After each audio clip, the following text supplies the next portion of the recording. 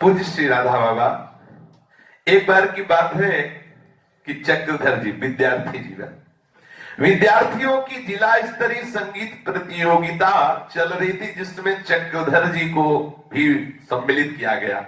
उस संगीत प्रतियोगिता में जिला भर के स्कूलों के विद्यार्थी भाग लेने आए थे। चक्रधर जी का कंठ बड़ा सुरीला था। बड़ा सुमधुर होने से उसे अपने स्कूल की ओर से हेडमास्टर साहब ने चुन लिया था।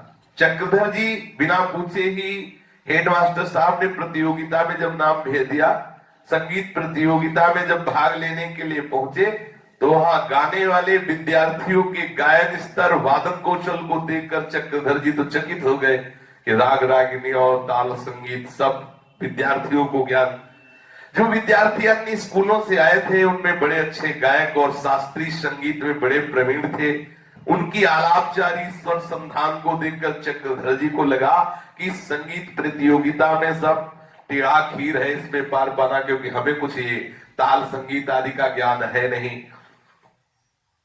चक्रधर जी को राग रागिनी की जानकारी नहीं थी। सफलता की संभावना न्यूनातिन्यून होने के कारण चक्रधर का प्रयत्न शिथिल होता। उनको लगा कि सफलता हमें नहीं मिलेगी, क्योंकि यहाँ तो अच्छे अच्छे विद्यार्थी हैं, राग रागिनियों का ज्ञान है। पर चक्रधर जी को एक जगह विश्वास था कि भगवान शंकर अगर कृपा करे तो मैं जीत सकता हूं। शुरू से ऐसे उन्होंने एकाग्र होकर भगवान शंकर से प्रार्थना की कि हे समस्त संगीत के आचार्य, समस्त संगीत के आचार्य, उनकी डमरू से ऐसे ऐसे ताल, ऐसे ऐसे नाद, ऐसे ऐसे व्याकरण के सूत्र प्रकट हुए हैं भगवान जी में। थोड़ी देर के लिए तन्मय हुए, मेरी बस तो नहीं, इस प्रतियोगिता में मैं पास हो जाऊं, आप कृपा कर सकते हैं। गायकों की नामावली एकदम स्मरण आया। चक्रधर जी अध्यापक महोदय से मिले, जो प्रतियोगिता के संयोजन का उत्तरदायित्व था जिन पर। चक्रधर जी ने पूछा कि हमारा नाम कहाँ है, कितने नंबर में है? तो उन्होंने कहा तीसरा नंबर है तुम्हारा। चक्रधर जी को ऐसा लगा कि तीसरे नंबर में तो हम फेल ही हो जाएंगे, क्योंकि बड़े बड़े कलाकार हैं, हमें तो कोई कला आती नहीं। चक्रधर जी ने उन संयोजक अध्यापक जी से कहा, आप मेरा नाम आरंभ में क्यों रखा, आधे के बाद रखते तो ठीक था। इसलिए वे संयोजक अध्यापक जी से जब प्रार्थना की तो तैयार नहीं हुए। चक्रधर ने पुनः प्रार्थना की, इस पर भी तैयार नहीं हुए। तब चक्रधर जी ने भगवान शंकर की याद की कि मामला यहीं से गड़बड़ हो रहा है, आप सुधारिए। तब आप थोड़ा उत्तेजित स्वर में बोले, चक्रधर जी बच्चे ही हैं कि आप अपने स्कूल के विद्यार्थियों का पक्षपात करते हैं। जब हम कह रहे हैं कि हमें आधे के बाद रखें, तो आप मना क्यों कर रहे हैं? आप अगर नहीं करेंगे तो हम यहाँ के प्रधानाध्यापक से बात करेंगे जाके। एक बार ऐसे आवेश में बोले तो जो अध्यापक व्यवस्थापक थे उसके, पता नहीं उनके दिमाग में क्या आया कि पूछा, अच्छा तू बता कहां रखना चाहते हो अपना नाम? चक्रधर को लगा कि बात बन गई, हमारी बात भगवान शंकर ने पहुंचा दी। वो व्यवस्थापक एकदम ढीले हो गए। चक्रधर ने कहा, मेरा नाम आधे कार्यक्रम के बाद रखें। उन्होंने वैसा ही कर दिया। जब संगीत प्रतियोगिता आरंभ हुई, विभिन्न विद्यालयों के छात्र मंच पर आकर श्रोताओं के समक्ष अपने गायन वादन का कौशल प्रस्तुत करने लगे। उनके कौशल की सराहना में श्रोतागणों का वो ताली वायुमंडल गुंजाती। राग रागिनियों का आलाप, बच्चों का वो लालित्य उच्चारण वातावरण में छाया हुआ था।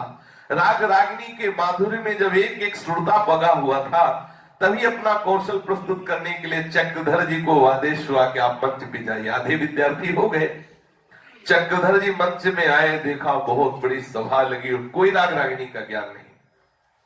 गाने से पहले उन्होंने तुरंत माइक लिया और भाषण शुरू किया। उन्होंने कहा कि ये तालियों की गूंज, ये राग रागिनियां मेरे हृदय को जला रही है। जिस समय हमारा देश परतंत्र है अंग्रेजों की गुलामी में, वहां राग रागिनियां, वहां तालियां, वहां आनंद की लहर कैसे होश उड़ा दिए पूरी सभा के। यह है भगवत प्रदत्त बुद्धि का चमत्कार। जहां देश परतंत्र हो, अंग्रेजों की गुलामी में हो, बेड़ियों से जकड़ा हुआ तालियां, वहां आनंद की लहरें, वहां राग रागिनियां, ये क्या? अरे देश के भाई बहनों, जहां खाने के लिए व्यवस्था नहीं, पहनने के लिए वस्त्र नहीं, चिकित्सा के लिए औषधि नहीं, अंग्रेजों का अत्याचार, वहां ये राग रागिनियां, वहां तालियों की गूंज कैसी? अपने देश में जहां ऐसी अभद्रता, जहां ऐसी दरिद्रता छाई हुई है, जहां ऐसा नंगा नाच हो रहा है आतंक का, वहां ये राग रागिनियां, पूरी सभा सन्न, कोई बोल नहीं रहा।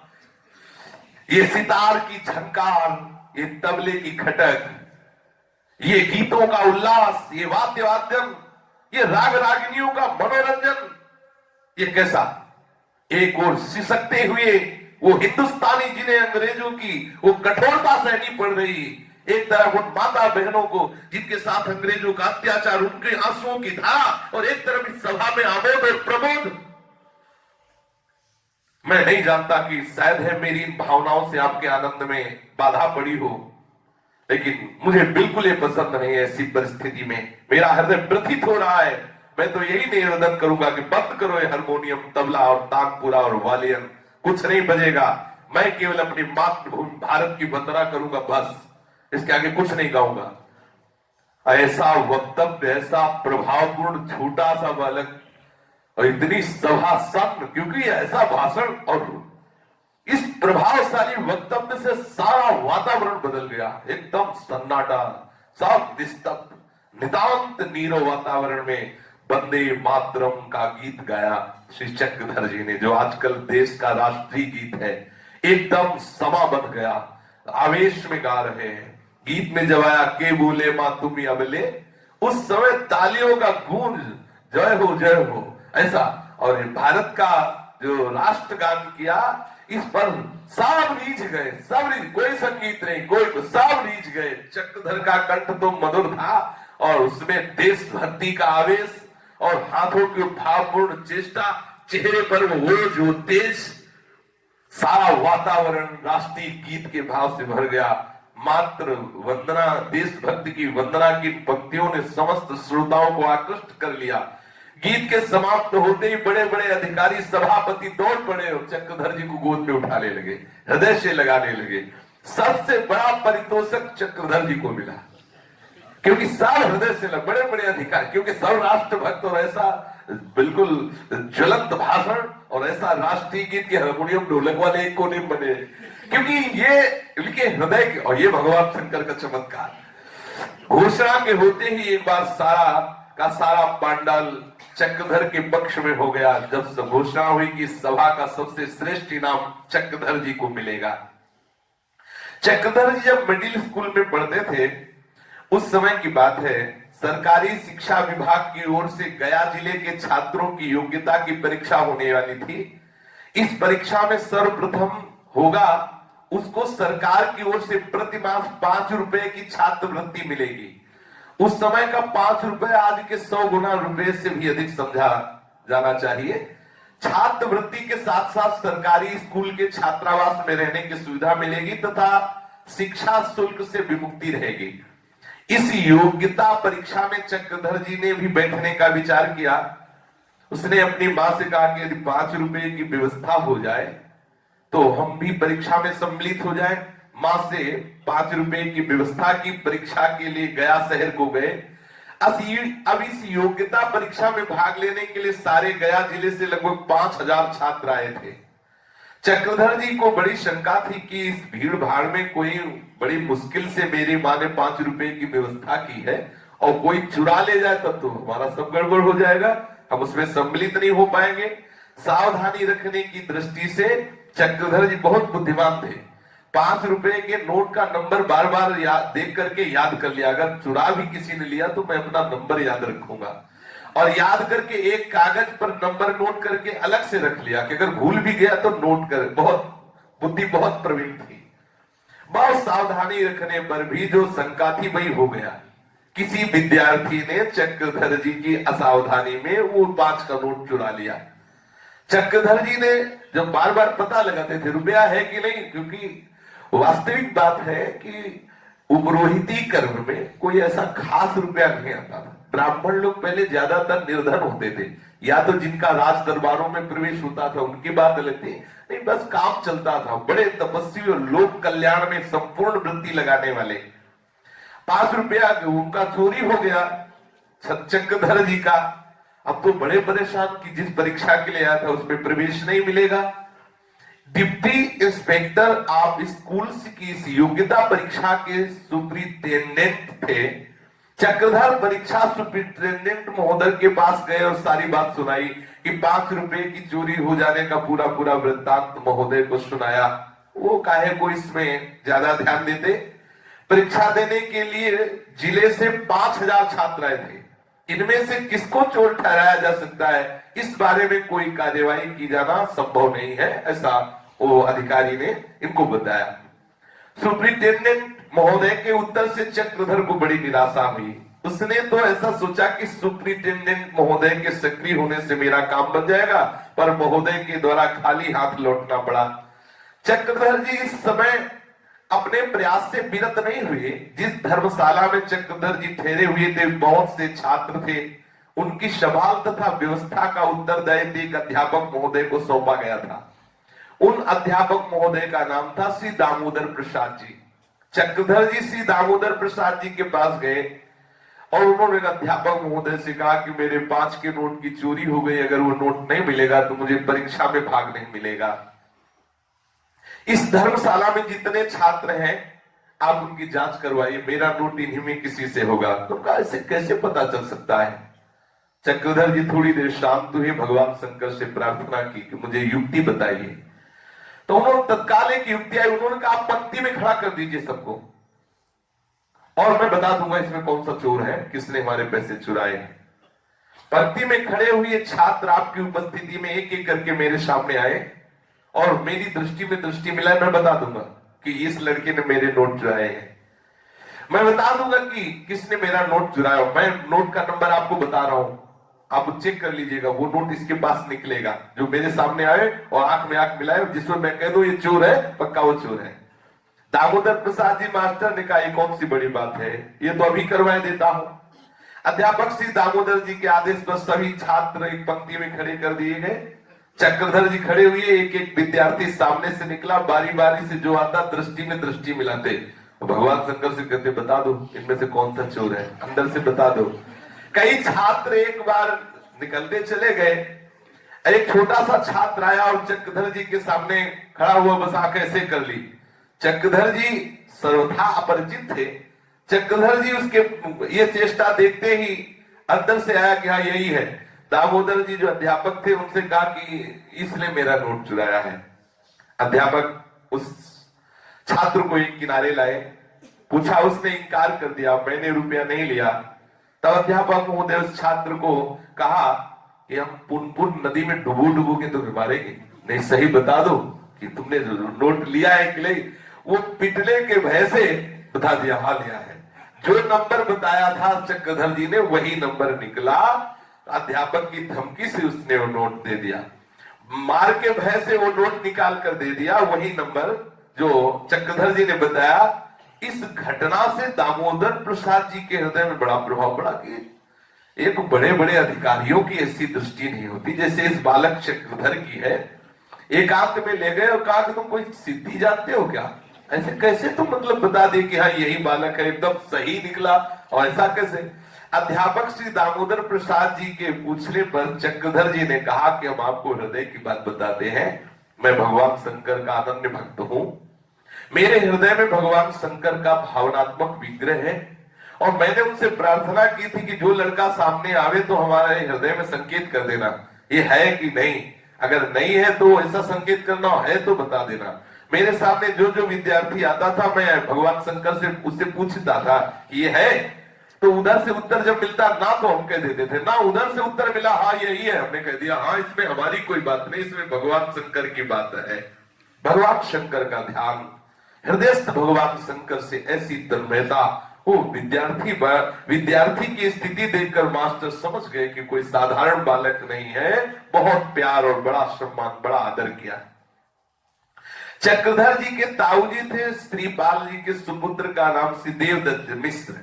देवदत्त मिश्र के सुपुत्र का नाम उमाशंकर मिश्र। ये चक्रधर को उमाशंकर मिश्र चाचा जी कहा करते थे। चक्रधर गया शहर में जिला स्कूल का एक विद्यार्थी थे। उमाशंकर गांव के मिडिल स्कूल के एक साधारण विद्यार्थी थे। चक्रधर जी की शुरू से बात रही, कभी झूठ नहीं बोले। कभी कोई झूठ बोल दे तो बहुत इनको बुरा लगता था। ये कहते थे क्यों झूठ बोलते हो, अगर आपको सत्य बोलने पर पिटाई है, आपकी निंदा है, तो आप सह जाओ, आप बहुत अच्छे हो जाओगे। झूठ बोलने से थोड़ी पिटाई बच गई, थोड़ी तुम्हारी प्रशंसा हो जाएगी, लेकिन तुम्हारा पतन हो जाएगा। चक्रधर का ध्यान अपने परिवार के बालकों की पढ़ाई पर भी रहा करता। जब वो गया से गांव पर आया करते तो समय समय पर घर के बालकों से किसी न किसी विषय में प्रश्न कर लिया करते, जिससे उसे उनकी योग्यता और कमजोरी का अंदाजा मिल जाता। उमाशंकर से प्रश्न करने पर चक्रधर को समझने में देर नहीं लगी कि गणित के विषय में कच्चा विद्यार्थी है। चक्रधर ने उमाशंकर के गणित के अध्यापक से संपर्क करके उनके विषय में जानना चाहा, तो उमाशंकर के अध्यापक ने उनकी कमजोरी के बारे में बतलाया। इसी बातचीत के बीच में यह भी उन्हें पता चला कि उमाशंकर दूसरे लड़कों की कापियों से नकल करके प्रश्न को हल कर लिया करता है। इतना ही नहीं, सजा पाने के लिए पूरा का पूरा झूठ बोलता है। ये बात सुनते ही चक्रधर जी को अच्छा नहीं लगा कि हमारे परिवार में कोई झूठ बोलने वाला भी हो।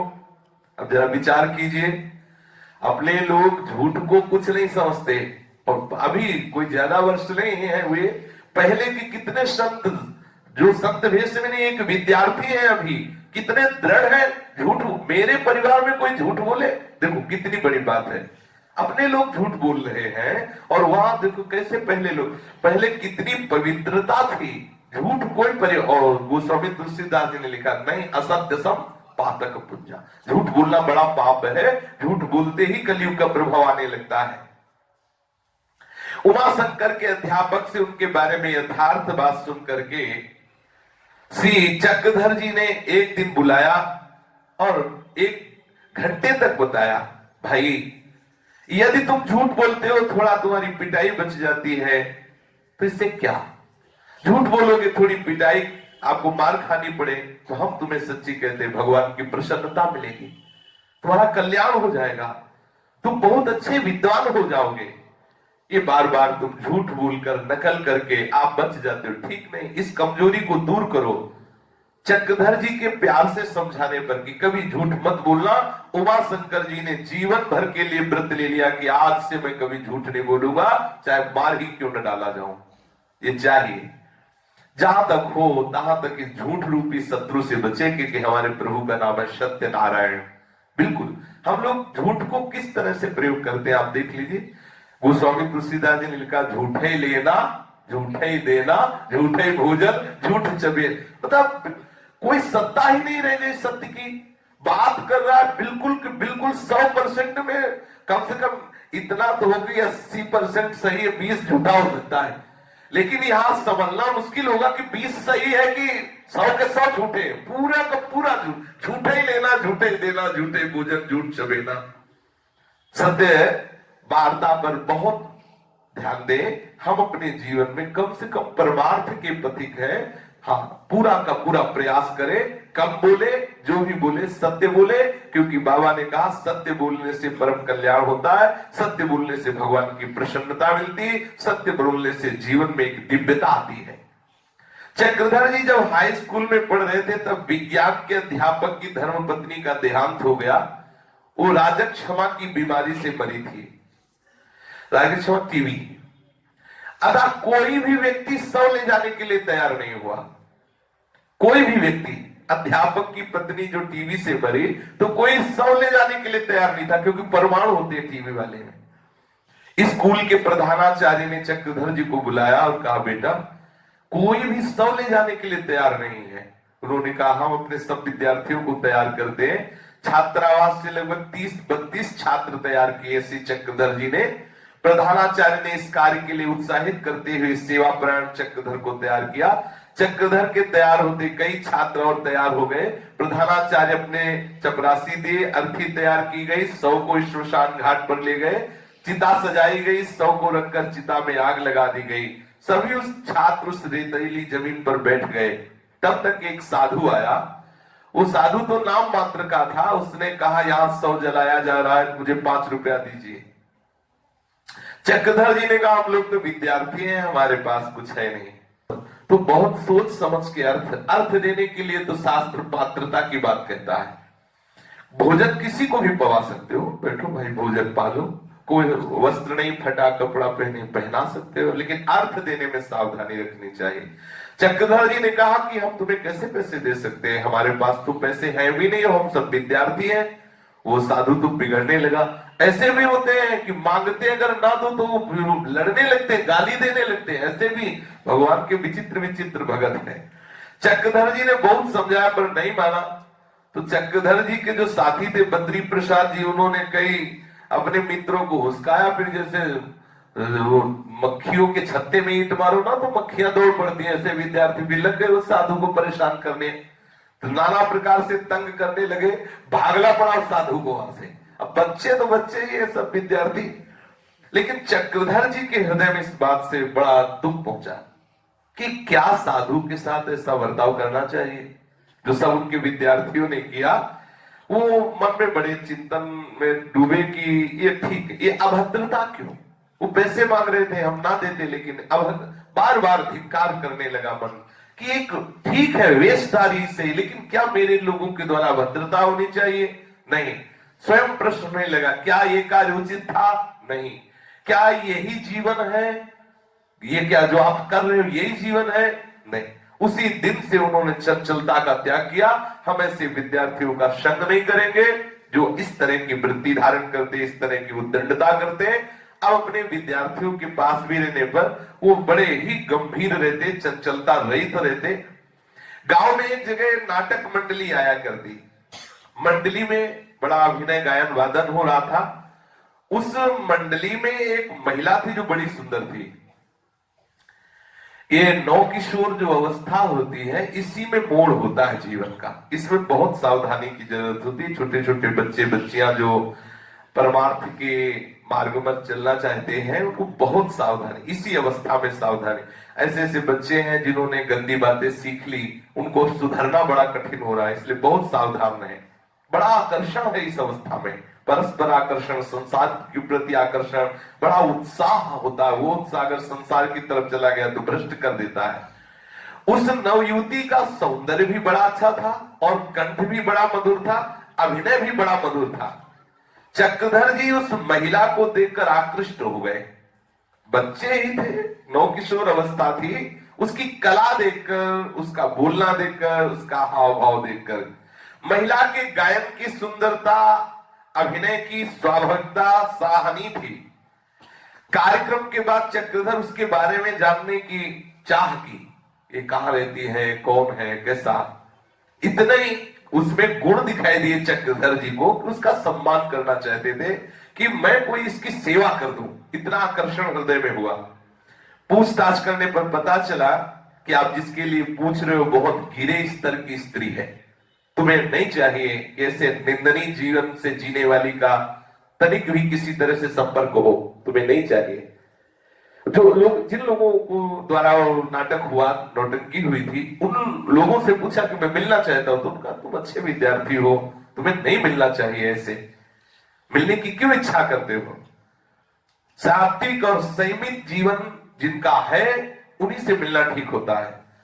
चक्रधर जी ने मन ही मन सोचा, एक आकर्षण होता है, आकर्षण हो, महिला का ऐसा सुंदर गायन, ऐसी सुंदर हाव भाव और इतना नीचा चरित्र, यदि मैं एक बार मिलूं तो उसको प्रोत्साहित करूं कि अगर तुम्हारा चरित्र भी नीचा है तो तुम अपना चरित्र ठीक कर लो तो कितनी तुम अच्छी हो। ऐसा चक्रधर जी का आकर्षण हुआ। देखो ये भी गलत है, नहीं होना चाहिए।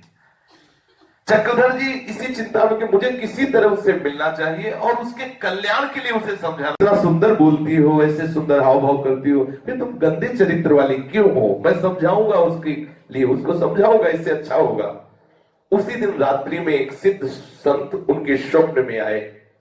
बड़े वयोवृद्ध है, बहुत लंबी श्वेत दाढ़ी है, शीश के बाल भी श्वेत है, मुखमंडल पर दिव्य कांति है। उन तेजों में सत्य ने कहा, बेटा चक्रधर, जिस महिला के कल्याण की बात सोचकर उसका तुम चिंतन कर रहे हो, बिल्कुल निकाल दो, नहीं सोचना चाहिए, तुम्हारे लिए उचित नहीं है। तुम जिस पथ पर चलना चाहते हो उस पथ में ये बात बहुत घातक है।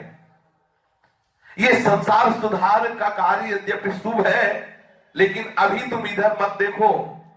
ये संसार सुधार का कार्य उनके लिए है जिन्होंने कंचन कामनी पर विजय प्राप्त कर ली है। जो मंजिल में पहुंचे हुए संत है, ये उनका कार्य है, अभी तुम नहीं। तुम अपनी दृष्टि अपने लक्ष्य पर टिकाए रखो, इधर उधर देखा तो अटक जाओगे और भटक जाओगे। ऐसा देखो, ये है सच्ची भावना से चलने वालों के हृदय में भगवान किसी न किसी रूप में आके संबोधन करते हैं। चक्रधर जी को समझाया कि जो मंजिल पर पहुंचे हुए कंचन कामनी पर विजय प्राप्त किए हुए महापुरुष है, वही जगत कल्याण की भावना से युक्त होते हैं। तुम इधर उधर देखोगे तो अटक जाओगे, भटक जाओगे।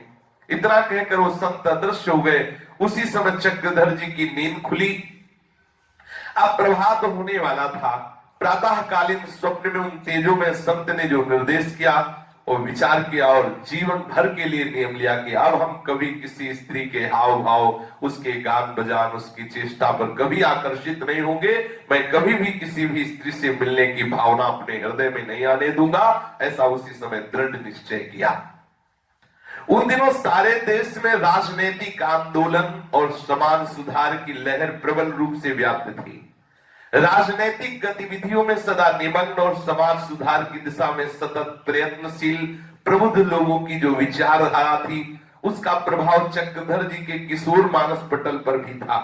इसी का परिणाम यह हुआ कि चक्रधर जी साधुओं सन्यासियों को जब उनके मित्रजन बैठते तो कहते कि पर यह पता नहीं था कि जिनके साथ बैठे हुए हैं ये भी एक भारी महात्मा बनेंगे।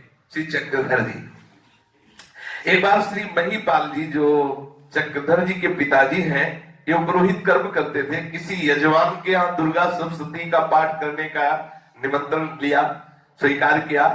यजमान के घर पाठ का संकल्प विधान विधिवत संपन्न हो गया। पंडित जी दुर्गा पाठ का अनुष्ठान आरंभ कर दिया।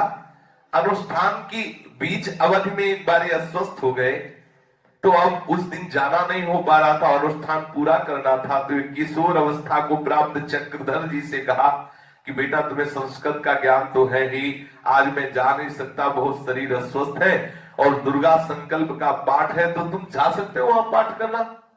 चक्रधर जी ने पिताजी की आज्ञा का पालन किया और कहा कोई प्रश्न ही नहीं उठता, ना का आप आदेश करें, मैं अवश्य जाता हूं।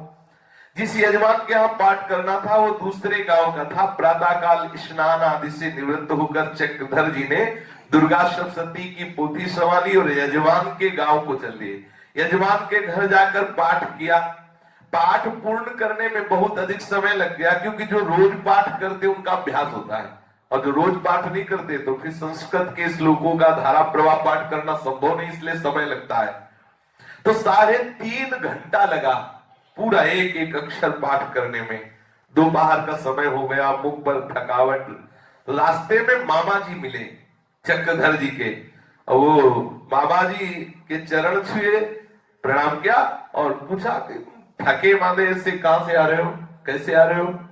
चक्रधर जी ने उत्तर दिया कि पिताजी ने यजमान के यहाँ दुर्गा पाठ का संकल्प किया था, सारा पाठ 3.5 घंटे में पूरा हुआ। इतनी देर तक एक आसन में बैठे रहे, पूरा बराबर 3.5 घंटे बोल ले रहे, इसलिए थक गया।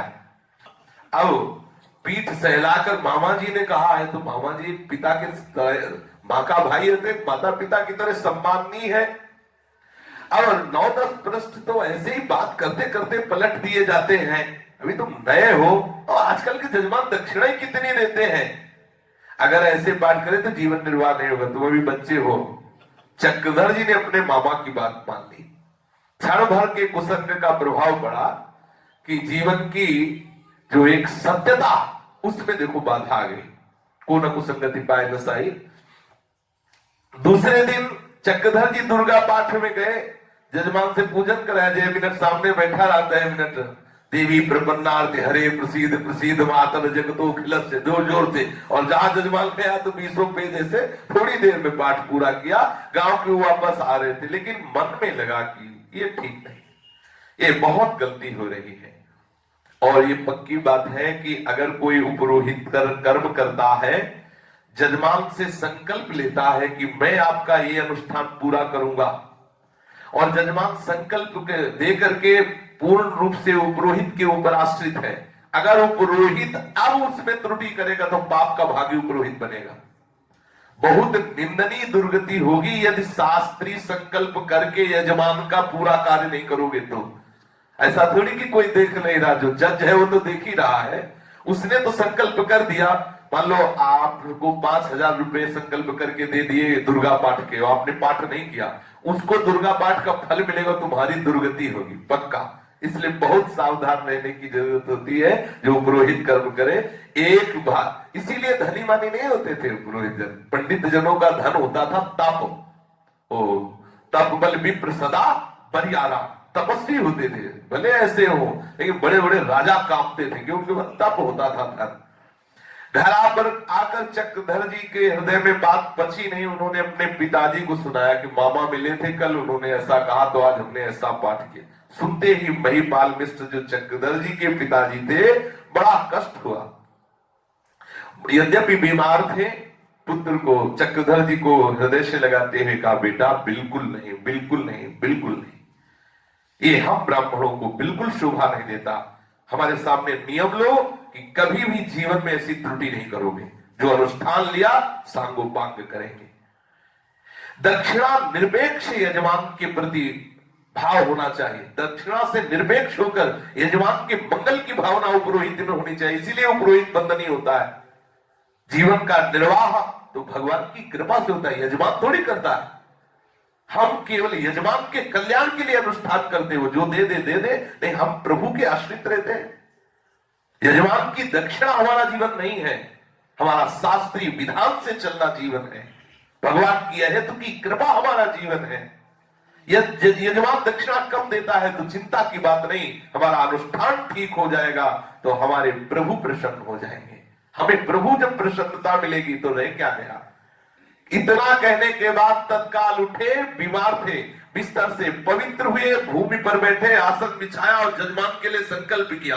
और उसी समय पूरी दुर्गा सप्तशती ठीक से पाठ करके संकल्प करके उस जजमान के लिए, जहां एक दिन अशुद्ध पाठ हुआ, वो पूरा संपूर्ण विधि से पाठ करके ये छाप उनके हृदय में पड़ी, श्री राधा बाबा के हृदय में, कि जीवन में कभी अनुष्ठान में अपूर्णता। बाबा का अनुष्ठान के समय शरीर में भयानक कष्ट हुआ गया है, लेकिन अनुष्ठान नहीं छोड़ा।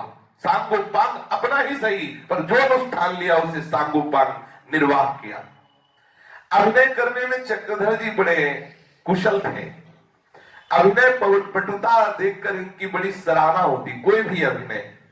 और ये अभिनय तो शुरू से ही शुरू कर दिया था, भूत का अभिनय किया तो ऐसा किया घर वालों को पक्का लग गया कि भूत। चक्रधर जी के पिताजी राजवंश के भी पुरोहित थे, तो राजकुल के राजकुमारों ने एक अभिनय समिति की स्थापना की थी।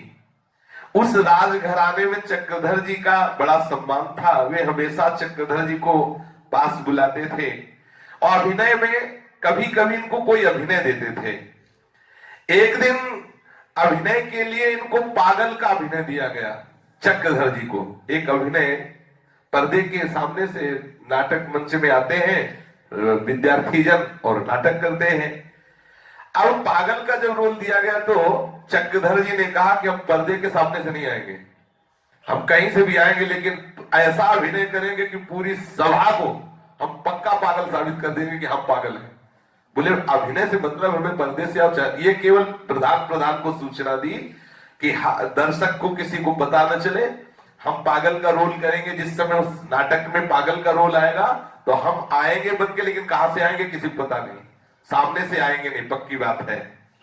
अब वो पागल का रोल, चक्रधर जी पागल का रोल कर रहे हैं।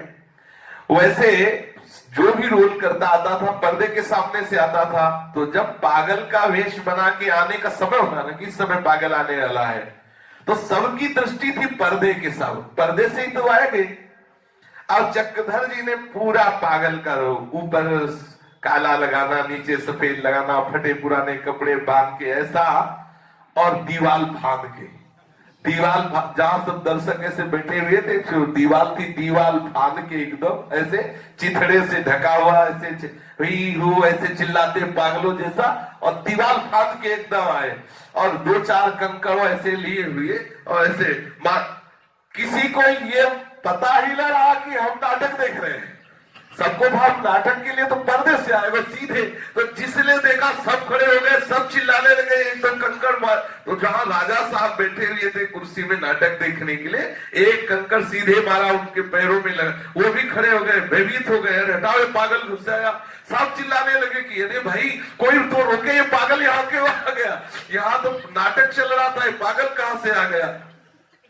किसी को हंसी मजाक नहीं सूझा, एकदम सच्चा पागल, एकदम सच्चा, बिल्कुल मानो सब खड़े हो गए, सब ईंट मार रहे सब। जब राजा साहब के प्रति कोई ऐसा कर नहीं सकता था, तो राजा साहब भी भयभीत होकर सबके बीच में खड़े हो गए कि भाई ये ईंट मार रहे थे, ईंट। अब पागल का रोल तो पागल का रोल है। राजा साहब डर गए, कुर्सी छोड़कर एक किनारे में खड़े हो गए। जब ये सब भयभीत हो गए, सब हो गए, तब चक्रधर जी ने सभा में जाके कहा हमें पागल का रोल मिला था। सबको आश्चर्य हुआ कि ये तो रोल कर रहे, ऐसा रोल करने में प्रवीण थे, जो रोल करते बिल्कुल लगता हाँ ऐसा ही है। चक्रधर जी गया स्कूल में पढ़ रहे थे, छात्रावास में रहते थे। तो छात्रावास के फाटक की लोहे की छड़ों से बना हुआ जो गेट था, तो होता है विद्यार्थी लोग छुट्टी होती है ना, तो ऐसे पकड़ के झूलते हैं, एक एक में खड़े हो गए वैसे झूलते, समझ रहे लोग, फाटक में ऐसे खड़े, अपने लोग भी झूलते, छुट्टी हो गई आगे ऐसे पकड़ लिए अपने झूल रहे। उस फाटक पर चढ़कर झूलते थे। फाटक पर चढ़े चढ़े उसे कभी खेलते कभी बंद करते थे। एक साधु सामने से आए, उनके शरीर पर बहुत सुंदर साफा बना हुआ गेरुए रंग का था, गेरुए रंग का ही वस्त्र धारण किए हुए थे। चक्रधर जी से कहा मुझे भूख लगी है, कुछ खाने की व्यवस्था कर सकता है, जबकि ये विद्यार्थी थे। चक्रधर जी ने कहा मेरी जेब में क्या है यदि आप बता दोगे तो मैं आपकी खाने की व्यवस्था कर दूंगा। वो कुछ देर तक चुप रहे। उन्हें रमल विद्या का ज्ञान था, और रमल विद्या के जो ज्ञान वाले होते हैं वो पास से फेंक कर, आंकड़े से फेंक करके बता देते हैं कि क्या होने वाला है, कैसा होने वाला है, ऐसा होता है। उन्होंने कहा 5 आना 3 पैसा तुम्हारी जेब में है। उसके बाद चक्रधर जी ने अपनी जेब से पैसे गिने, ठीक 5 आना 3 पैसा निकले। बड़ा आश्चर्य हुआ। चक्रधर जी उनको हलवाई की दुकान पे ले गए, और 5 आने 3 पैसे में बहुत मिलता था। भर पेट भोजन करवाया। साधु चक्रधर पर बड़े प्रसन्न हुए। चक्रधर जी ने पूछा कि आप और कुछ भी बता सकते हैं। साधु बोला हम रमल विद्या के ज्ञाता हैं, आप जो पूछेंगे वो बता देंगे। उनके अनुसार मैं गणना करता जाता हूं और उससे जो निकलता है बिल्कुल सही निकलता है। चक्रधर जी ने कहा आप मेरे भविष्य के बारे में कुछ बता दीजिए। चक्रधर जी ने उनको एक आसन पर बैठाला। उस आसन पर वो स्थिर चित्त होकर बैठ गए और रमल के पासे फेंकते रहे। पासे में जो आता रहा कागज में लिखते रहे। आधा घंटा गणना के बाद उन्होंने बताया इतने वर्ष इतने मास बाद तुम्हारा महामंगल में भाग्योदय उदय होगा। वही संन्यास की तिथि जो उन्होंने लिख के बताया। गणना में अगर कोई छोटी सी त्रुटि हो गई हो तो 1 दिन का अंतर पड़ेगा, जो हमने तिथि बताई है, इससे अधिक नहीं। बाबा कहा करते थे कि उस साधु का हिसाब सही निकला, ठीक उसी दिन हमारा संन्यास हुआ जिस दिन उन्होंने लिखा था कि जीवन का महामंगल में भाग्योदय इस तारीख को तुम्हारा होगा। चक्रधर जी की आयु अभी 14 वर्ष की ही लगभग हुई होगी कि 9वीं कक्षा के छात्र थे, छात्रालय में रहते थे। गया की कलेक्टरी कचहरी के बाहरी द्वार पर एक नंग धड़ंग साधु अवधि स्थिति में पड़े रहते थे। लोग कहा करते थे कि बड़े सिद्धि कोटि के महात्मा हैं। चक्रधर तो उन दिनों महात्माओं की जीवन शैली बड़ी एक कर्कशता सा देखते थे। अगर उनको सही लगा तो ठीक, नहीं लगा तो कट व्यवहार करते थे। एक दिन उसी प्रकार साधु जो पड़े रहते अवधूत, उनको पता नहीं था कि यही जीवन मेरा भी आएगा, पर वो उपहास कर देते। उन अवधूत साधु की सिद्धि के बारे में उसने एक प्रसंग सुना था। उन दिनों अंग्रेजों का राज्य था। गया जिले का कलेक्टर अंग्रेज था। वो घोड़े पर चढ़कर अपने ऑफिस जाया करता था। वो कलेक्टर अच्छे स्वभाव का था। पहली बार जब वो घोड़े पर चढ़कर ऑफिस जा रहा था तो द्वार पर वो साधु पड़ा हुआ दिखाई दिया। सिपाही लोग उस साधु को हाथ पैर पकड़कर हटाने लगे। उसने टूटी फूटी हिंदी में कहा कि छोड़ दो इसे, छोड़ दो, उस अंग्रेज साहब ने। अब जब भी वो ऑफिस जाता तो कलेक्टरी कचहरी के द्वार पर उस साधु को पड़ा देखता। साधु के सामने आते ही वो अपना घोड़ा रोक देता, अपनी हैट सिर पर से उतारता तथा ऊंचा करके साधु को अभिवादन करता फिर हैट सिर पर रख लेता और ऑफिस चला जाता। ऐसा वो कलेक्टर रोज करता। इस तरह कुछ दिन निकल गए। एक दिन जब वो ऐसा कर रहा था तब अवधूत साधु ने गुनगुनाते हुए कुछ कहा। उनके कहने का भाव था कि ये तेरी जो चेष्टा है ये उन्नति का लक्षण है। इस आशीर्वाद के मिलने के थोड़े दिन बाद ही वो कमिश्नर के रूप में पदोन्नति को प्राप्त हुआ। वो अंग्रेज अफसर छात्रालय के सहपाठी और साथियों पर चक्रधर का बड़ा रोब था। जो लड़का पढ़ने में बोलने में जरा तेज होता है उसका प्रभाव अन्य छात्रों पर पड़ता ही है। उसने अपने कुछ साथियों से कहा चलो आज उस साधु को तंग करते हैं। चक्रधर जी ने, उन लोगों में श्रद्धा बुद्धि तो थी नहीं, सब नौ किशोर बालक। 3-4 साथी कचहरी के द्वार पर जा पहुंचे। उनमें से किसी ने किसी प्रकार से वो अवधूत साधु को परेशान प्रारंभ करना। ये बच्चों में होता है, उनको थोड़ी भगवान भी आ जाए तो उनको भी नचा दे, छेड़ दे। बच्चों का स्वरूप बड़ा विचित्र होता है। वे सब उनको तंग करने की नियत से ही आए थे और तंग करना प्रारंभ कर दिया। चक्रधर की बारी आई। चक्रधर जी गए और उन्होंने सोचा कि अब इनको तंग करने का एक नया तरीका। गुदगुदाने लगे, कभी यहां ऐसे। जो अवधूत पड़े थे वो खिलखिलाकर हंसने लगे। वो जैसे हंसते तो सब विद्यार्थी हंसते, चक्रधर भी हंसते। बार बार यही हो रहा था। लड़काई की बात तोरी न छूटी रे कन्हैया, ऐसा कह के वो अवधूत हंस देते। बार बार ऐसे ऐसे हंसाते बाबा, उन अवधूत बाबा को। इतने हष्टपुष्ट, इतने ताकतवर वो अवधूत थे। उन्होंने चक्रधर जी का हाथ पकड़ लिया। होता तो छुड़ाना संभव नहीं था, पर उन्होंने ना पकड़ा, ना डांटा और ना गुदगुदाने से मना किया। जो कुछ हो रहा था वो देख रहे थे, हंस रहे थे। कोई कैसे भी छेड़ रहा है, कोई कैसे भी कोई उनको गुदगुदा रहा है, वो खूब हंस रहे थे। चक्रधर थक गए, थक कर गुदगुदाना छोड़ दिया। सभी लोग वापस गए, पर उन संत की सन्निधि का स्पर्श का प्रभाव, तंग करने के लिए गए थे, तंग करने के लिए छुआ था, पर उनके समीप का प्रभाव 4-5 दिन तक एकदम भागवतिक वृत्ति बनी रही। यह है महापुरुषों का प्रभाव। उनका चित्त डूबने लगा। बिना प्रयास के भगवत चिंतन प्रारंभ हो गया। चित्त की चंचलता मिटने लगी।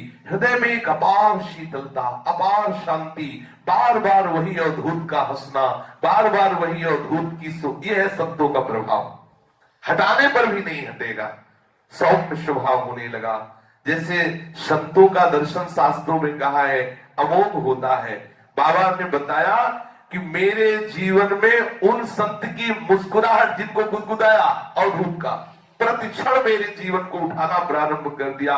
उनका कृपा पात्र मैं बना और उनके सौभाग्य से ही आज मैं संत बन पाया। जब बाबा संत बने थे तब बताया कि उन अवधूत का मुस्कुराना, उनका हंसना हमारे जीवन को भागवत मार्ग में प्रवेश दे दिया। हमारा जीवन हर समय भगवत चिंतन में लगने लगा। किसी भी बहाने से सही, यदि संत का संग हो जाए तो नारद जी ने लिखा अमोघश्च, उनका दर्शन, उनका संभाषण हमारे जीवन को भगवत में बना के ही छोड़ता है। शेष चर्चा आगे। श्री राधा वल्लभ।